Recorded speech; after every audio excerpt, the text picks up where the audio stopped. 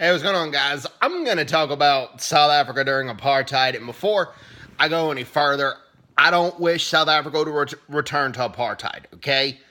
I'm a Christian. You cannot support a system that clearly favors one color over another like apartheid did. And I agreed with Billy Graham's decision when he went to South Africa. He denounced apartheid, okay? If you were black, you had limited opportunities under apartheid. You couldn't vote. You couldn't go into certain areas without a pass. That was wrong, okay?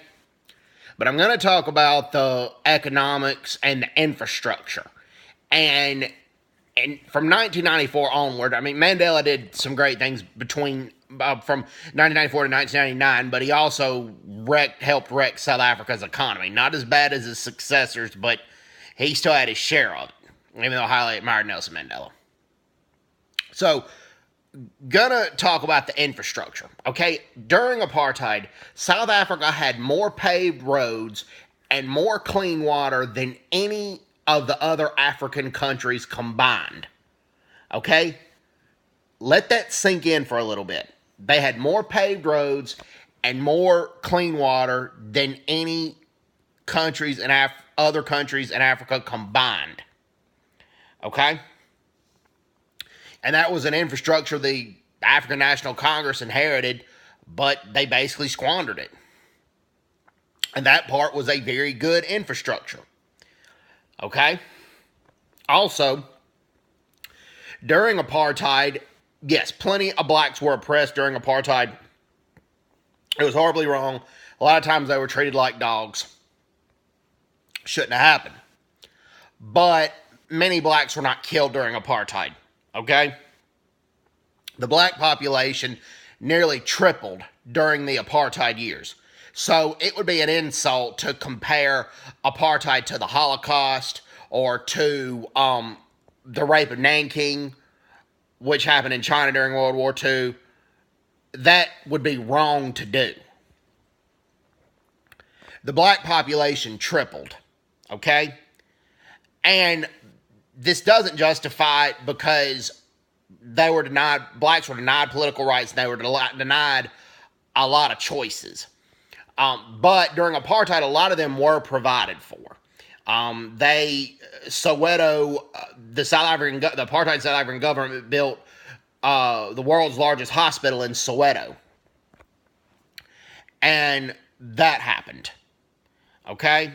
Also, during apartheid, a lot of black Africans from other countries, African countries, would risk getting eaten by lions or Nile crocodiles to sneak into apartheid South Africa and live as immigrants. While they had an unequal life in South Africa, and it was inexcusable, they basically had an unequal life because they were black.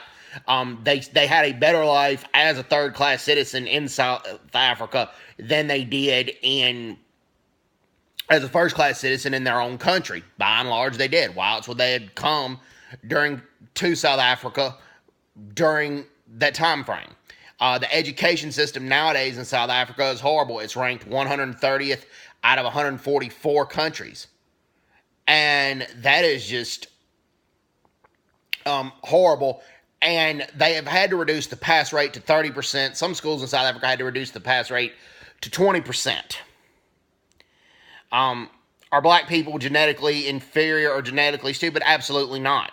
It's just since 1994 that the schools want to talk about is apartheid and ending apartheid, but they're not showing math skills or science skills, or that's taken a back seat compared to apartheid.